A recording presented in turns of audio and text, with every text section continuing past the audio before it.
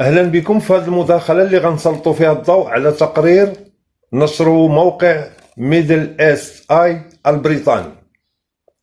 هذا التقرير اللي كيكشف على الكواليس، كيكشف على الخبايا والخفايا اللي سبقت الإطاحة بوزير الخارجية السابق رمضان العمامرة، وكيبين الظروف والملابسات اللي جات فيها تنحية العمامرة من على رأس وزارة الخارجية الجزائرية. والغرض من تسليط الضوء على هذا التقرير هو نعرفوا كيفاش كيسيروا الجنرالات الدولة الجزائرية، وكيفاش كيتحكموا الجنرالات في دواليب القرار، وكيفاش كيحركوا الرئيس غير الشرعي عبد المجيد تبون. فشنو هو الجديد اللي جابيه هذا التقرير، وشنو هي الكواليس والخبايا والخفايا؟ هذه هي الأسئلة اللي غنحاولوا نجاوبوا عليها من بعد الفاصل.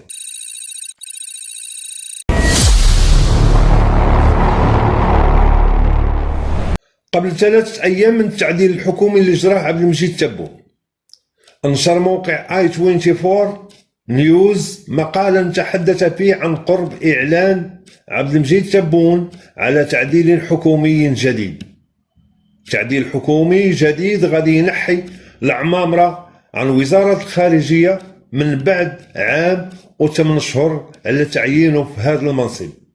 وتحدث نفس الموقع على أنه من المتوقع باش عمار بلاني الأمين العام للخارجية هو اللي غادي يخلف رمضان العمامرة. عمار بلاني اللي سبق ليه كان في منصب المبعوث الخاص المكلف بقضية الصحراء ودول المغرب العربي في الخارجية الجزائرية. بعض ديال التقارير كانت تكلمت على إبعاد العمامرة عن منصب وزير الخارجية قبل التعديل الحكومي اللي جراه عبد المجيد تبون. وراجت آنذاك أنباء كتقول أن رمضان العمامرة مصاب بمرض عضال، مرض عضال خلاه غير قادر على القيام بالمهام ديالو في وزارة الخارجية. تقارير أخرى كانت قالت بأن الإبعاد ديالو كان نتيجة العلاقة المتشنجة مع عبد المجيد تبون. وفي هذا السياق كان تحدث موقع أفريكا انتليجنس الفرنسي عن اختفاء العمامرة عن المشهد، وتكلم الموقع على وجود خلاف بينه وبين المحيط ديال رئيس الجمهورية. وبان هذا الشيء بوضوح فاش رفض تبون لائحة السفراء والقناصل الجدد اللي اقترحهم رمضان العمامرة بصفته وزير الخارجية والجالية. وتوقع موقع أفريكا انتليجنس الفرنسي تعيين عمار بلاني وزيرا للخارجية في مكان العمامرة.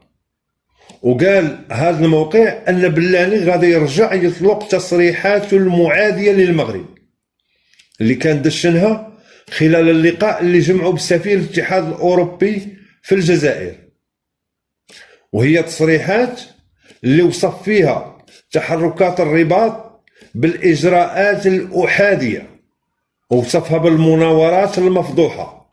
وعاود دار نفس الشيء خلال لقائه بالسفير الصيني لي جيان، فاش وصف الموقف المغربي بالمتعنت واللا مسؤول، وكراهن من خلاله على إطالة الوضع الحالي بتواطؤ مع دول معروفة وعبر عقد صفقات مشبوهة ومخجلة.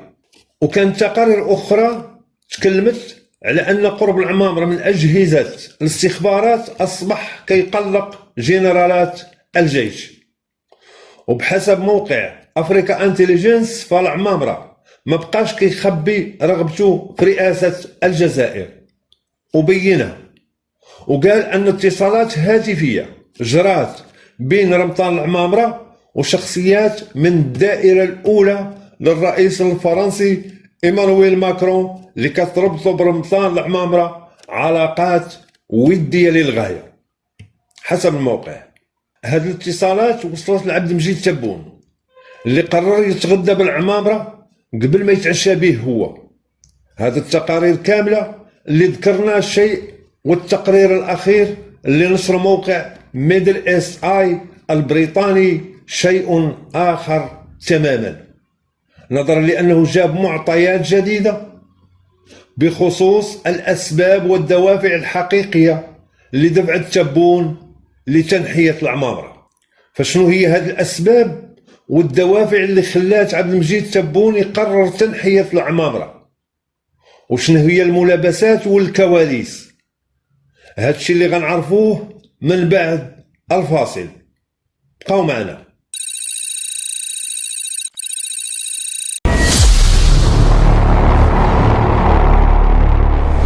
نشر موقع ميدل إيست آي البريطاني تقرير كشف فيه خفايا وخبايا عزل وزير الخارجية الجزائري السابق رمطان العمامرة.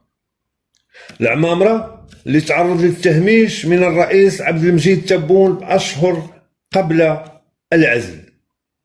كيقول التقرير اللي نشر موقع ميدل إيست آي البريطاني أنه فاش علنات قنوات تلفزيونية رسمية جزائرية، وخاصة نهار 16 مارس 2023 علنات على قرب تعديل وزاري، تساءلوا المحللين والمراقبين حول شكون غيخلف العمامرة، لأن مصير العمامرة كان تقرر بالفعل منذ أسابيع عديدة قبل التعديل الحكومي. بزاف ديال الصحفيين وبزاف ديال الدبلوماسيين في الجزائر كانوا كيتوقعوا قبل أشهر من التعديل بأن رمطان العمامرة غادي ينحيه تبون ويعوضوا بواحد آخر، لأنه ما كانش هو الشخص المفضل عند الرئيس تبون. في العام الأول ديالهم في الحكم ركز تبون على تعيين الشخصية الدبلوماسية المعروفة صبري بوكادوم كوزير للخارجية، ولكن المقربين منه المحيط ديالو شافوا أن العمامرة هو الشخصية المناسبة لمنصب وزير الخارجية. علاش؟ لأنه سبق ليه كان وزير خارجية في عهد الرئيس الراحل عبد العزيز بوتفليقة، بالإضافة لأنه شخصية كتمتع بجاذبية، بنوع من الجاذبية، فاعتقدوا أنه المناسب وعنده علاقات دبلوماسية كبيرة كتأهله يشغل منصب وزير خارجية الجزائر في ذاك الوقت.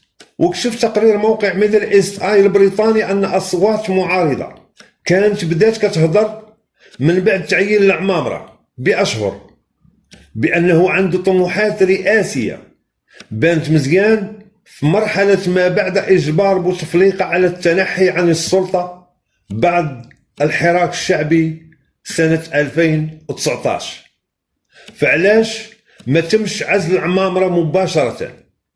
كيقول التقرير أن التمهيد للعزل ديالو بدا بوضع عراقيل كثيرة قدامه، ووضع عراقيل كثيرة قدام العمامرة، وأن قرارات كثيرة توخدات دون علمه وبلا ما يسيق لها الخبار. والأسوأ من هذا أنه طلبوه من الإعلام الجزائري أنه يتجاهل الأنشطة العامة اللي كان كيديرها العمامرة، الشيء اللي خلاه يعبر عن الغضب ديالو في 3 المحاولات ديال الاستقالة العام اللي فات عام 2022. ولكن وزير سابق كيعرف العمامرة قال لموقع ميدل إيست آي أنه ما يقدرش يتجرأ ويترشح للانتخابات الرئاسية لو أن تبون شارك فيها.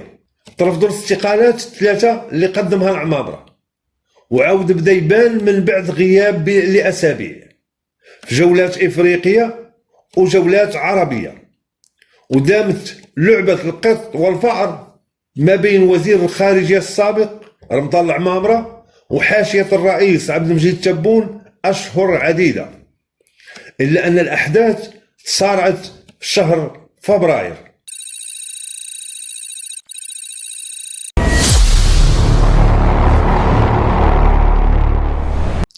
في 8 فبراير كشفت الصحافة الفرنسية عن هروب الناشطة الجزائرية الفرنسية أميرة بوراوي بمساعدة من مساعد القنصل الفرنسي في الجزائر إلى فرنسا عبر تونس، وتحكم على بوراوي بالسجن لمدة 2 عام بسبب تهجمها على الإسلام وإهانة الرئيس، الشيء اللي نتجت عليه أزمة جديدة بين الجزائر وباريس. وصدرت وزارة الخارجية الجزائرية بيان عبرت فيه عن غضب السلطات الجزائرية اللي اتهمت أجهزة الدولة الفرنسية بتهريب بوراوي لفرنسا، وعلنت الرئاسة الجزائرية على استدعاء السفير الجزائري في فرنسا للتشاور. وكان واضح أن القرار خادو تبون من دون علم وزير الخارجية رمطان العمامرة ومن دون موافقته، ومن بعد يوم على الخلاف بين فرنسا والجزائر بخصوص قضية أميرة بوراوي.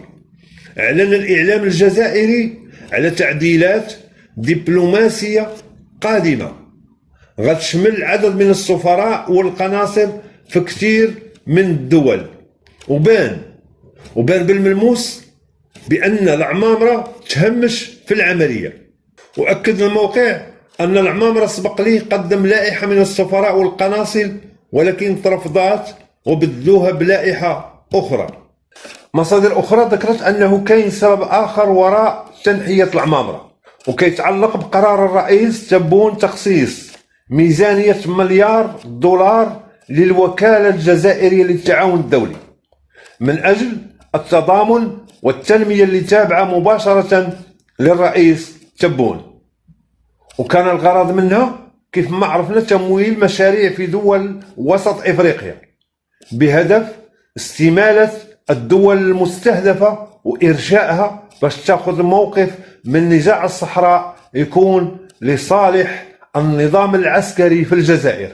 ولكن العمامرة ما عجبوش الحال لأنه كان باغي هو اللي يشد ملف الوكالة $1 مليار ماشي الرئيس والحاشية ديالو. من بعد هذا الشيء ضربها العمامرة بسكتة وبعد مطلقا على الأضواء، ولكن الانسحاب ديالو ما طولش لأنه توصل بنسخة السفراء الجدد اللي عينهم تبون، وكان خاصو يشارك في حفل تكريم فرق الإنقاذ اللي كانت شاركت في عمليات الإنقاذ بعد الزلزال المدمر في تركيا وسوريا. إلا أنه في مناسبات أخرى كان الأمين العام لوزارة الخارجية عمار بلادي هو اللي كينظم حفلات الاستقبال للوزراء اللي زاروا الجزائر في تلك الفترة. وهنا بدأت التكهنات كتزيد حول غياب العمامرة. واعتقد البعض أنه مريض، لكن هاد الشكوك ضاعفت في 11 مارس فاش زار الرئيس الأوغندي يوري موسيفيني الجزائر في زيارة رسمية، وكان عمار بلاني والمسؤولين البارزين في حفل استقباله بجانب تبون وفي غياب رمطان العمامرة. كانت الصور اللي نشرتها الصحافة الجزائرية بخصوص استقبال مسؤول السياسات الخارجية في الاتحاد الأوروبي جوزيف بوريل مثيرة للدهشة